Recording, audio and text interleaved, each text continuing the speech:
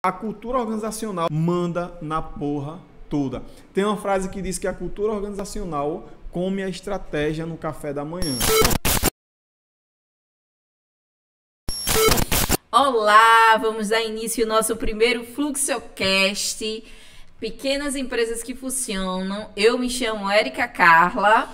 Eu sou Fábio Calazans. Estamos bem animados, né, pessoal, para esse primeiro momento aí. Fábio, eu gostaria que a gente iniciasse você dando um resumo da sua história, né? Tanto da pessoal, como ela interfere na sua história profissional, no nível aí de empreendedorismo. Pessoal, foi o seguinte, lá em 2017, eu já era formado em Química, licenciatura, e aí eu decidi abrir uma empresa, né? Abrir uma pequena empresa, na verdade uma construtora. Eu sempre fui muito ligado com construção. Meu pai era pedreiro e o meu irmão trabalhava com ele como ajudante. E aí meu pai veio a falecer, né? E eu finalizei a faculdade, já estava dando aula há uns 2, 3 anos. Foi quando eu tive a ideia aí de abrir uma construtora com o meu irmão. Nós começamos a pegar serviço, nós começamos, na verdade, como marido de aluguel. Não sei se vocês conhecem, mas a modalidade de marido de aluguel é você fazer o papel do macho de casa, né? Que não tem tempo de fazer ou nunca faz. Sabe aquele marido que a mulher fica a todo instante? Faça isso, faça aquilo. E o cara nunca faz. Mas também eu vou mandar uma mensagem aí para as mulheres, tá? Quando vocês pedirem para o seu esposo, por exemplo, tirar uma pingueira da sua casa, não precisa ficar lembrando isso de ano em ano. Um dia ele vai tirar, tenha fé, tá? Então, a gente como marido de aluguel, a gente fazia isso. A gente ia na casa dos clientes e fazia pequenos reparos. Tirar pingueira, desentupimento de vasos, instalação e montagem de móveis, coisas pequenas, né? Reparos residenciais. E aí nós, ao decorrer do tempo, foi surgindo a possibilidade de pegar serviços maiores, né? De construção de casas. E aí quando a gente começou na parte de construções, a gente pegava tanto a mão de obra quanto o material, Érica. E o que aconteceu? Quando chegava na parte do acabamento, que eu era responsável por compras, né? Quando eu ia comprar os materiais, eu precisava ficar pulando de loja em loja atrás de materiais de acabamento, principalmente quando se trata de pisos e revestimentos. Então, por exemplo, se eu quisesse pisos para a casa inteira, eu ia em uma loja aqui na cidade e encontrava o piso da casa, né? O piso. Aí eu ia em outra loja para encontrar um revestimento para a cozinha. Tinha que ir em outra loja para encontrar o revestimento do banheiro. E aí eu senti essa necessidade da cidade aqui ter uma loja especializada em pisos e revestimentos, onde você fosse e encontrasse tudo. Então, imagina uma loja em que você vai e vai encontrar tudo em pisos e revestimentos, porcelanatos. Quer sair de lá da loja com todo o material, você vai sair. Então, você vai comprar piso para revestimento para o piso, para a parede, banheiro, quarto, cozinha, para o teto, se quiser. Essa foi a ideia, tá? E inicialmente a ideia deu muito certo. Eu tive a ideia também de agregar não só o piso, mas o cara ia lá na loja. Eu costumo dizer que sou bem criativo, né, para os nomes de empresa. O nome da empresa ficou como Casa do Piso, né? Bem sugestivo.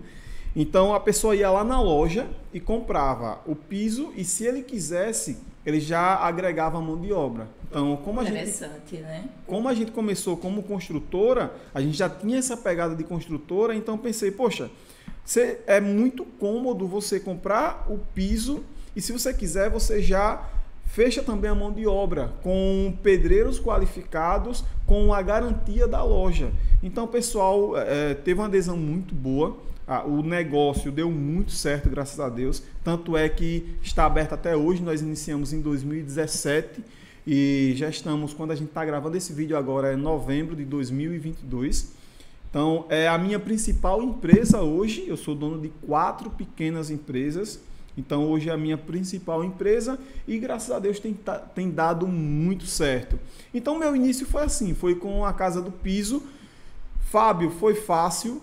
Não foi fácil. Durante aí o podcast nós vamos destrinchar essas dificuldades que eu passei, mas é recompensador porque durante todo esse trajeto a gente ajuda muita gente, a gente também se ferra muito.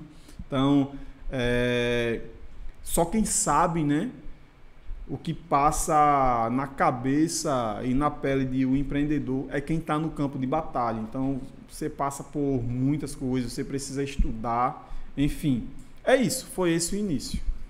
Eu lembro, Fábio, que há um tempo atrás a gente conversando, acho importante a gente frisar isso, né? Porque muitas pessoas começam e dão errado inicialmente, né?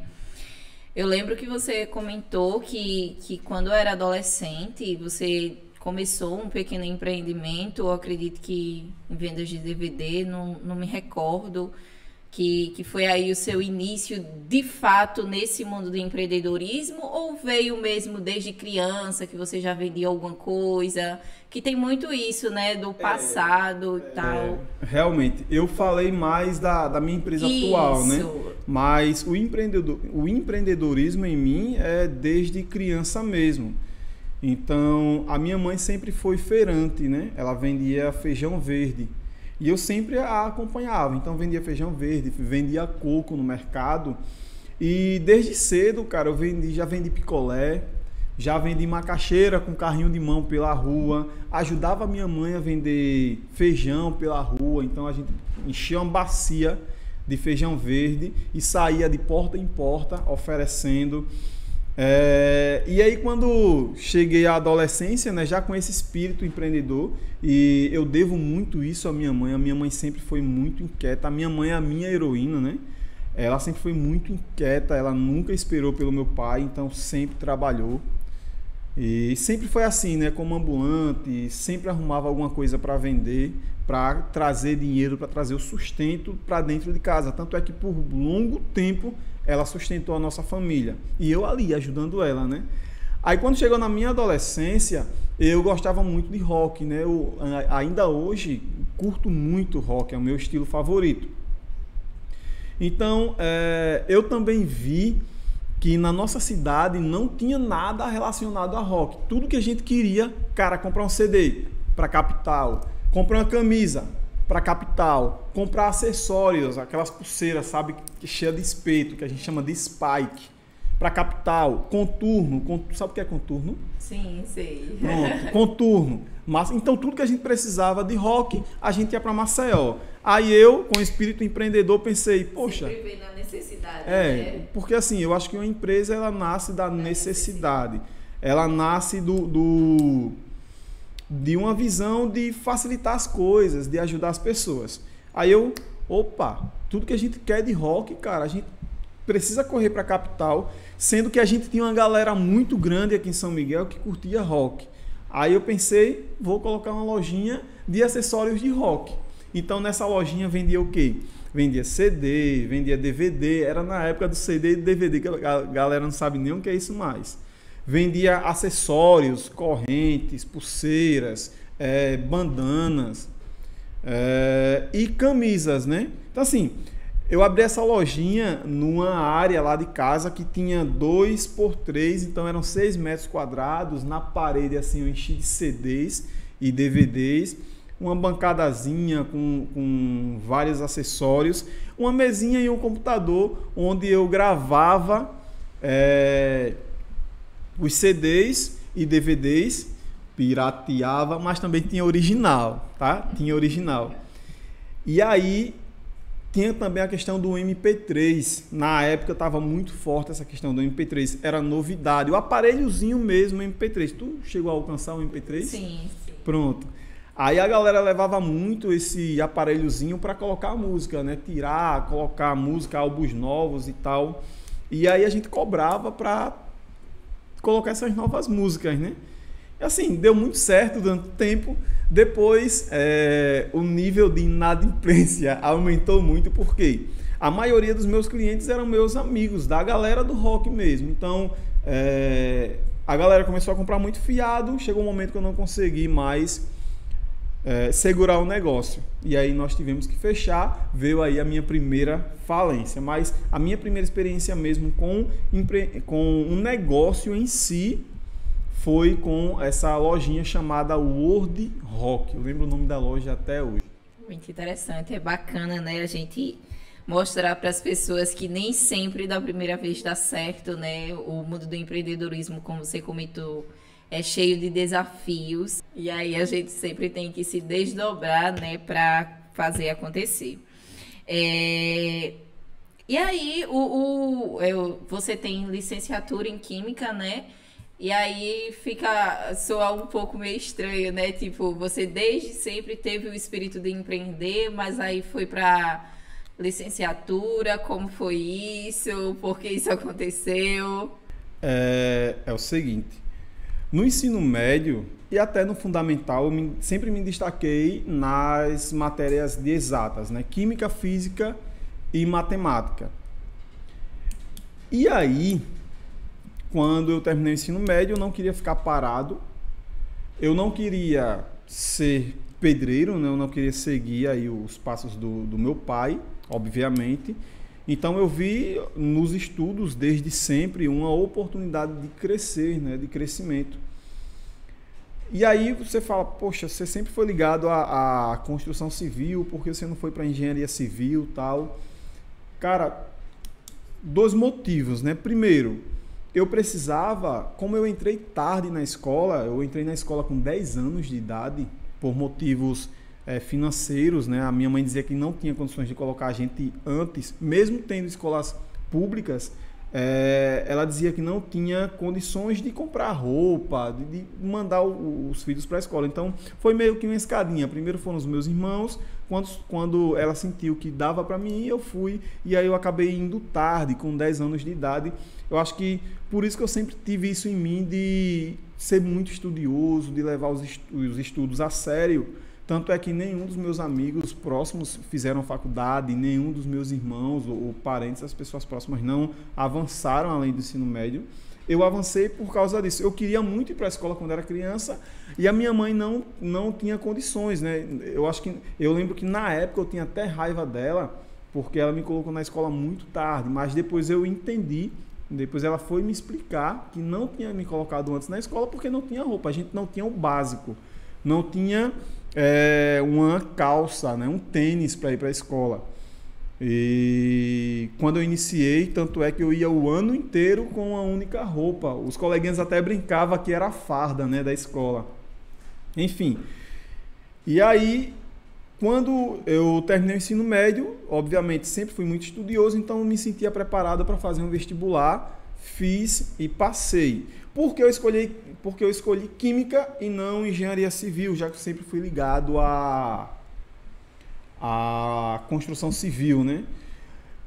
Na verdade, existem alguns impedimentos na mente da gente, né, que, vamos dizer assim, que nos fragiliza. Então, eu sempre achei, numa escala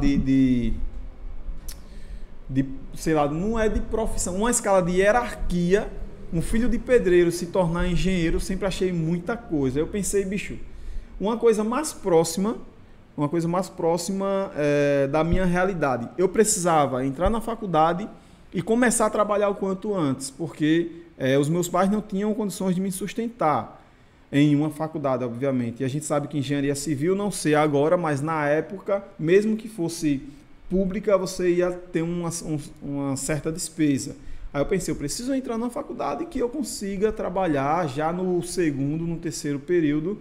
E aí, das matérias que eu mais gostava, química, física e matemática, eu me identificava mais com a química. E aí eu fui fazer química licenciatura. Quando eu passei no vestibular, a minha nota dava inclusive para ir para engenharia química. Mas eu decidi ir para Química Licenciatura porque eu sempre achei muito interessante, né? Eu gosto, ou gostava de dar aula, até hoje eu dou aula, né? Não mais de Química, mas de um outro assunto que vocês vão descobrir nos próximos podcasts. Então, a licenciatura me possibilitava começar a trabalhar já no quarto período. E foi o que aconteceu. Eu comecei a cursar o primeiro período com muita dificuldade. No segundo período, eu consegui uma bolsa para monitoria, né? E aí eu já ganhava um dinheirinho, era R$400 na época. Então já muita coisa, né? Muita coisa para quem não ganhava nada, né? Então eu consegui bolsa, monitoria e consegui uma bolsa alimentação lá dentro da faculdade. Não sei se ainda existe a questão da bolsa alimentação, que era ter acesso ao RU, que era o restaurante universitário, onde você tinha a possibilidade de almoçar de graça. E aí, cara, depois disso eu não saía mais da faculdade, né? Porque eu comecei a trabalhar no laboratório, então ganhava mais uma bolsa do laboratório, já somava-se aí 2 bolsas, e aí as coisas começaram a facilitar para mim, né? Porque antes disso eu levava boia fria para a faculdade. Eu lembro muitas vezes que na hora do almoço a gente ia abrir a marmita e a comida estava estragada. E aí, meu irmão, você sem dinheiro para comprar comida e a tua comida estragou, ali você só foi perceber no momento de se alimentar, né? Eu lembro uma vez que eu estava vou contar uma historiazinha aqui rápida. Eu estava no laboratório e aí sentaram os colegas para comer. Quando eu abri a minha marmita, cara, pense no mau cheiro. Que um colega do lado disse: "Oxi, alguém soltou um pum aí, foi?" Aí imediatamente eu fechei a marmita e disse: "Não, vou aqui no banheiro", e não voltei mais, ou seja, a minha comida estava estragada e eu fiquei, nesse dia eu precisaria ficar à noite, que eu tinha atividades à noite, então a gente ia para 11 da noite. Então fiquei de 5 da manhã, só tomei café, fiquei até 11 da noite sem alimentação. Esse dia foi triste. Mas é isso, eu escolhi a Química porque eu me identificava e também eu vi uma certa viabilidade, a palavra é essa. Um curso em que eu ia entrar, em que eu ia conseguir cursar, né? Porque eu ia ter uma certa estrutura, ia começar a trabalhar rápido. E engenharia civil você tem algumas travas na sua mente que, óbvio, se eu estudasse um pouco mais, eu conseguiria passar no curso e de repente conseguiria até cursar. No entanto, algumas travas mentais lhe prendem, né? Sendo que também eu sabia que não era a área que eu ia querer. Tanto é que depois eu passei no curso de Engenharia Civil, cursei aí eu acho que 2 períodos ainda, né? 2, 3 períodos e abandonei o curso. Mas é isso. Foi esse fato de ter escolhido Química Licenciatura. Não me arrependo, tá? Dei aula durante 3, 4 anos. Muito, muito, muito bom. Saí da licenciatura para abrir a minha primeira empresa. Chegou um momento em que as duas coisas se confrontaram e eu tive que escolher um caminho. E escolhi o caminho do empreendedorismo, que era o que fazia o meu coração pulsar mais forte. Interessante. Vamos voltar agora para a empresa, né? Você já introduziu um pouco sobre como foi o início da Casa do Piso. E aí você comentou que teve algumas crises, algumas dificuldades. Como foi isso? Como superou? Cara, começar um negócio sem dinheiro é a pior coisa que você pode fazer. Eu sempre aconselho aos comandantes a começar um negócio com a mínima estrutura. Claro, se não tiver uma mínima estrutura, se só der para ir assim, vá. Não deixe de empreender com medo de dar errado, porque não tem muita estrutura. Você vai se ajeitando no caminho. Mas é bom você ter um mínimo de estrutura, um capital de giro. E eu comecei a empreender sem nada disso, né? Usei o meu cartão de crédito, usei as contas de uma empresa que eu tinha acabado de sair, juntei com o cartão de crédito e abri a Casa do Piso. As contas trabalhistas, no caso. As contas trabalhistas. E aí, de uma das empresas que eu trabalhava, né? Eu trabalhava como professor em uma escola particular e trabalhava na escola pública estadual. Então, eu saí da particular, me tiraram, né, da particular, e aí eu recebi essas contas, juntei as contas, juntei um limite de cartão que eu tinha, juntando os dois não deu muita coisa, e aí eu abri a Casa do Piso sem estrutura nenhuma. Nós compramos no início 4 pallets de cerâmica, tá? Que quando a gente vai olhar para uma loja especializada em pisos e revestimentos, 4 pallets, cara, não é nada, 4 modelinhos apenas. E aí a estrutura que a gente tinha era um ponto que não era localizado no centro da cidade, ficava em uma rua bem menos movimentada. Nós tínhamos aí esses 4 pallets de cerâmica e uma moto com uma carrocinha. Então esse foi o cenário onde se iniciou a Casa do Piso, né? Inclusive tem umas histórias sobre essa carrocinha, sobre essa moto, essa carrocinha, que em outro momento eu conto, senão vai ficar muito extenso aqui o podcast. Então assim, quando você começa sem dinheiro, você tem muitas dificuldades, né? Primeiro que para abrir uma empresa no Brasil não é tão rápido. Então eu aluguei o ponto, fiquei em torno de 3 meses com o ponto fechado, pagando o aluguel sem estar operando, né? E você já começa a ter dificuldades aí, né? O dinheirinho que você tinha vai embora, certo? Então eu no início fazia de tudo. Eu era vendedor, eu era entregador, cuidava das finanças, enfim, tudo que você imagina era eu. Começou a empresa, eu e um colega meu. Esse colega meu ficava mais na parte de atendimento e eu ficava mais na parte das entregas e atendimento também. Então, de tudo, né? De tudo. Ou seja, muitas vezes eu estava dando aula e aí no intervalo no intervalo que tem na escola, que a galera chama de recreio, a gente chamava lá no ensino médio de intervalo. O intervalo que são 10 minutinhos, eu precisava sair rapidinho para fazer alguma entrega na parte alta da cidade. Então imagina a correria. Você sair, aí voltava, saía, fazia entrega rapidinho e voltava para dar aula. Então foi muita correria. Chegou um momento, como eu disse, que não deu mais para ficar nas duas opções, né? Eu tive que escolher ou a empresa ou a escola. Nós graças a Deus, vendemos rapidamente aqueles 4 pallets de piso que eu falei lá no início e em vez de 4 eu já trouxe 6.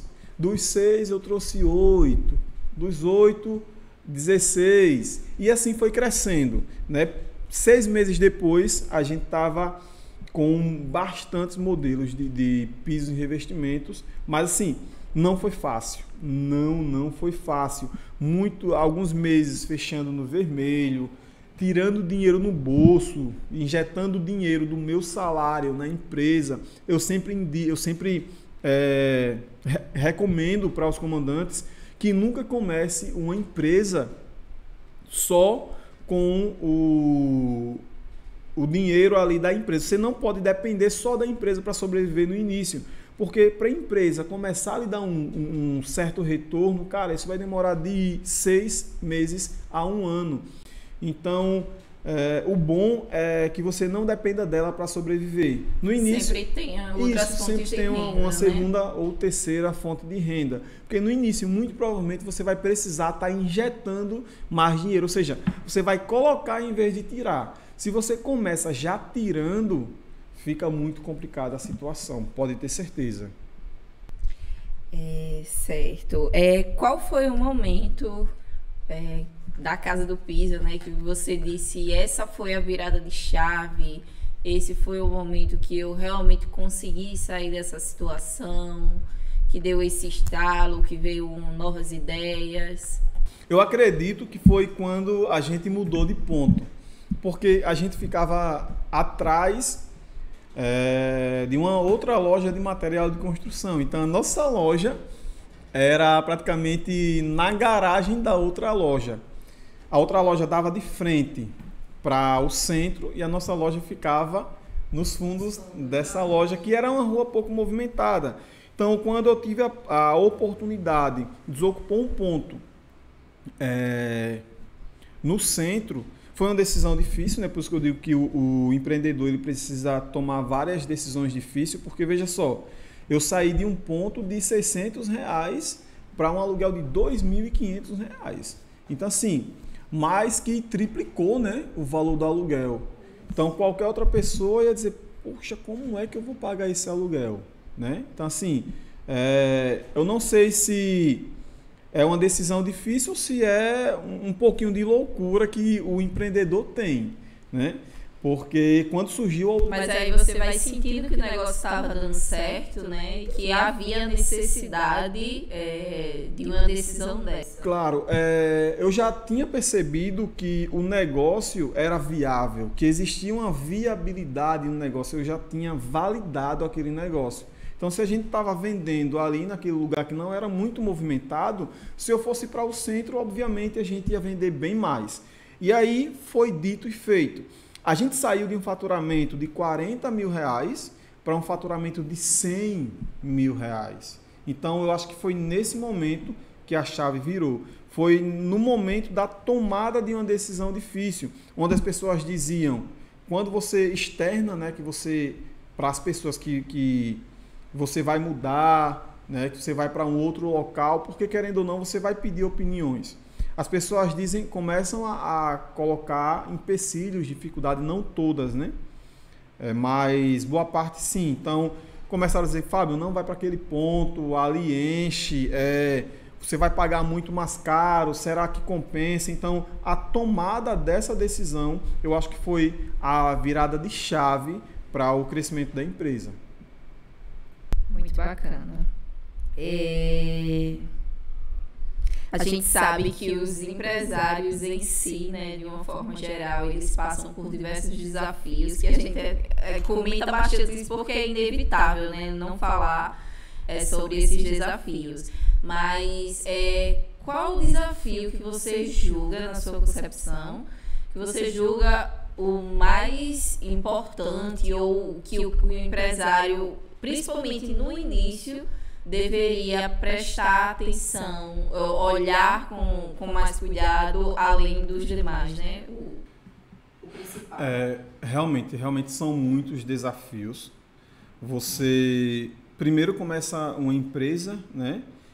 E quando você começa pequeno, praticamente todas as decisões, tudo ali dentro da empresa depende de você, né? Você consegue controlar todas as partes, você está muito próximo da empresa. Mas quando você começa a crescer, a coisa vai ficando mais complexa. E existem coisas que você não consegue controlar e outras que você não consegue entender, principalmente se você não estuda. Eu daria como conselho para os comandantes que estão começando a empresa agora, que cuide de uma coisa chamada cultura organizacional. Nós podemos fazer um podcast, inclusive Bob Esponja. Era bom você estar com um cadernozinho anotando pontos importantes que a gente poderia posteriormente fazer um novo podcast, né? A gente pode fazer um podcast só para falar sobre cultura organizacional. Bob Esponja, pessoal, é o nosso... Vamos dizer que é um diretor... É o nosso diretor de gravação. Venha dar um oi, Bob Esponja, para o pessoal. Então é isso. Cuide da sua cultura organizacional. De uma forma bem resumida, o que é a cultura organizacional? É a forma com que a empresa funciona. Tá? É como as pessoas se comportam na sua empresa. E o interessante é que a cultura organizacional, ela é uma coisa intangível, né? Você não consegue ver, você não consegue tocar, mas ao mesmo tempo, a cultura organizacional, ela é uma coisa de extrema importância que vai dizer lá no futuro se a sua empresa vai dar certo ou não. E outra coisa, a cultura organizacional, ela não é uma coisa opcional. Ela vai se estabelecer ali. Eu costumo dizer que em qualquer meio onde há relações humanas, vai existir uma cultura organizacional. Nesse podcast, está se formando uma cultura organizacional. Esse é o primeiro podcast, mas esse podcast vai ter uma cultura organizacional. Onde há interação de pessoas, há uma cultura organizacional. E isso não é opcional, não cabe ao comandante que está nos ouvindo ou nos assistindo dizer eu vou formar uma cultura organizacional ou não. Ela vai se estabelecer.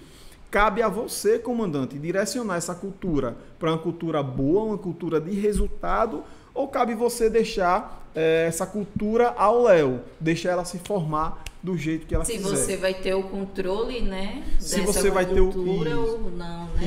Isso, exatamente. Então, assim, o meu primeiro conselho é orienta o teu time a uma cultura de resultados, né? Uma cultura onde as pessoas realmente peguem para fazer, uma cultura onde as pessoas busquem bater metas, uma cultura onde não exista a rádio peão, né? Uma cultura onde não exista aquela questão de fofoca, de deixar um ambiente empresarial chato, desconfortante. Desconfortante, existe essa palavra, diretor? Existe, né? Estabelecer ali um desconforto na empresa. Então, assim, a cultura organizacional, desculpa o palavrão aí, manda na porra toda. Tem uma frase que diz que a cultura organizacional come a estratégia no café da manhã. Porque é o seguinte, uma estratégia boa, pense uma estratégia impecável, todos os pontos, fiz isso, fiz aquilo, nós vamos para lá, vamos para cá, vamos fazer uma estratégia impecável. Com as pessoas erradas, sempre vai dar errado, sempre vai falhar, beleza? Agora, uma estratégia não tão impecável, não tão boa, com as pessoas certas, sempre vai dar certo, ou vai ser bem melhor do que a estratégia boa com as pessoas erradas. Então, o meu conselho seria esse, né? Contrata de forma correta, monta um time que vai levar longe, tá? E dentro da tua empresa faz com que se estabeleça uma cultura voltada para resultados, uma boa cultura. Certo, a cultura se torna, no caso, a coisa mais importante, né, na empresa. Mas qual seria a dor maior do empresário? Uma dor que ali, se não acontecer, ele vai... E as outras coisas estiverem indo bem, mas aí ele vai estar sempre com uma preocupação muito grande ou com algum risco. Olha, eu julgo a maior dor do empresário são as vendas, né? Eu acredito que o empresário ele precisa ter uma atenção maior no setor de vendas. Porque eu acho que o setor de vendas é o mais importante. O setor de vendas é o que traz recursos para a empresa, né? E assim, todas as vezes que a minha empresa passou por dificuldades, era relacionado ao financeiro. Consequentemente, era relacionado a quantidade de vendas que não estava sendo suficiente. Claro, existem outros problemas, né? Muitas vezes você está vendendo muito, comandante, aí na sua empresa, no entanto, você não vê dinheiro. Então, se você está vendendo muito e você não vê dinheiro na sua mão, podem ser outros fatores que estão ocasionando isso. Por exemplo, margem de lucro. Se você calcula a tua margem de lucro errado, você pode até quebrar vendendo, né? Porque quanto mais, se a tua margem de lucro está negativa, por exemplo, quanto mais você vende, mais você se ferra.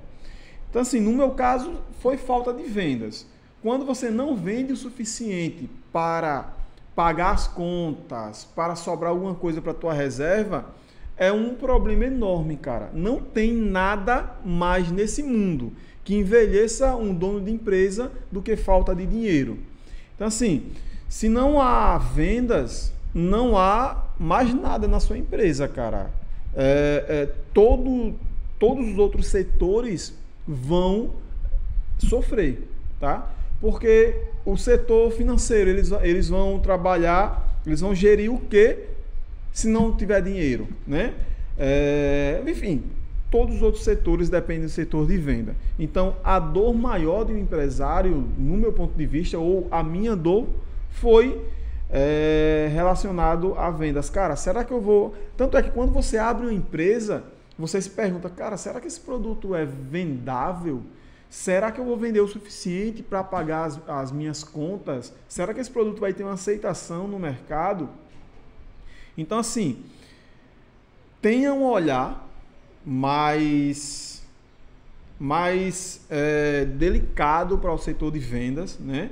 Tem um olhar mais delicado para o setor de marketing, que é o setor que gera visibilidade para a tua empresa e, consequentemente, gera vendas. E é isso, é o setor que eu acho que é mais importante, é a maior dor de uma empresa, né? É querer vender mais, é o que faz qualquer empresa crescer.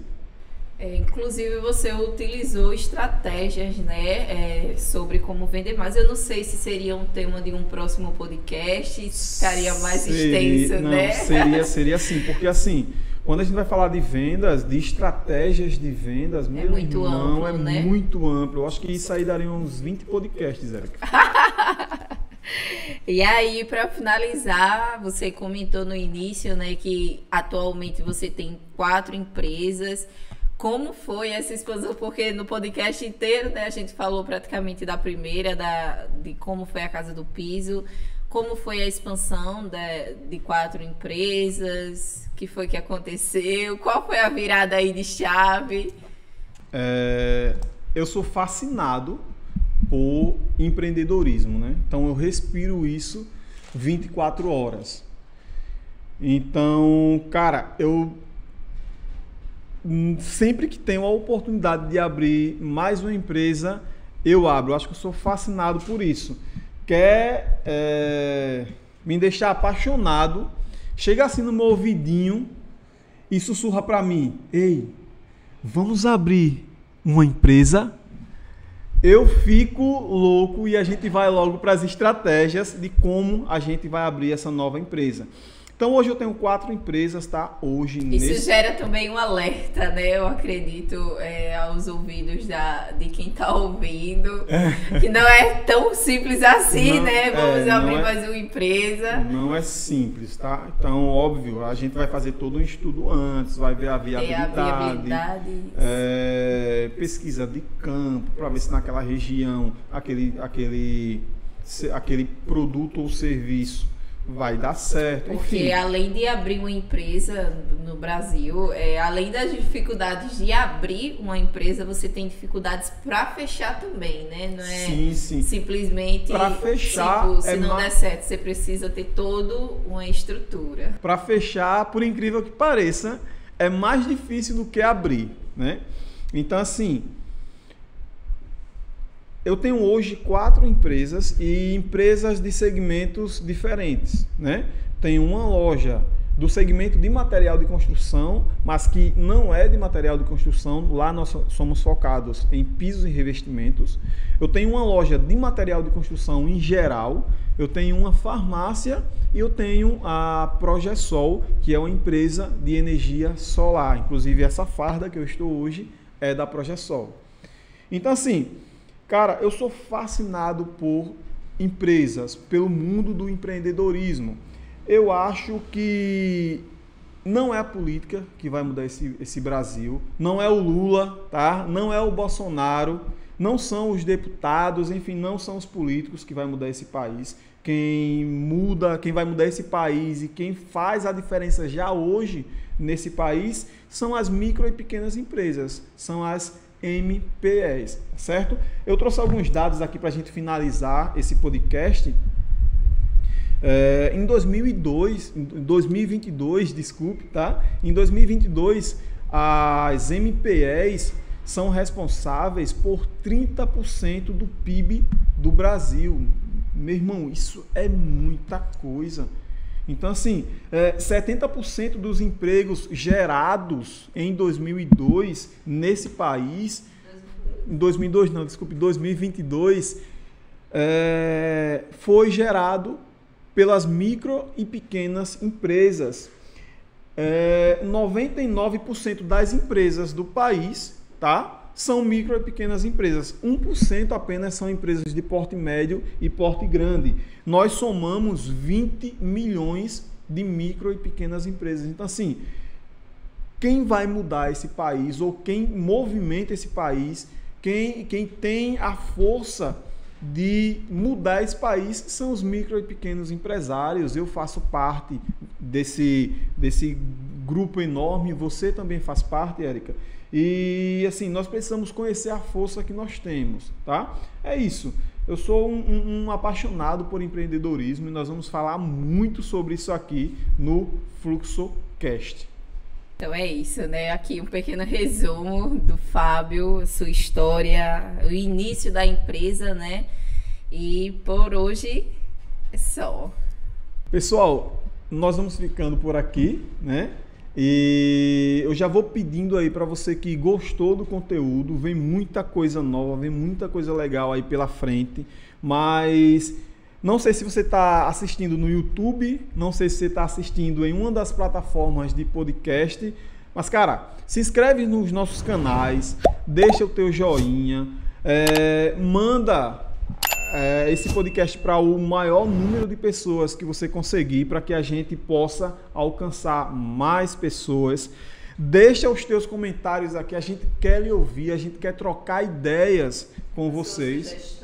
A sua sugestão, cara, tem um tema que você quer que a gente fale, coloca aqui que com certeza a gente faz um podcast sobre esse tema.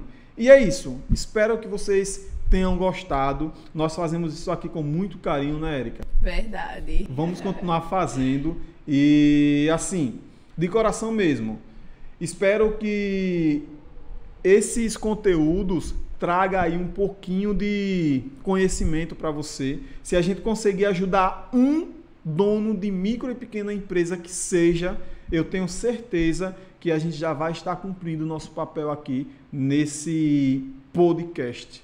Verdade, é isso aí. Esse é o nosso principal intuito, né? De todo o projeto bem bacana que vem por aí, né? Vocês não perdem por esperar. O nosso principal intuito é justamente esse: ajudar os pequenos e médios empresários que tanto sofrem, né? É isso aí, pessoal. Tchau! Tchau!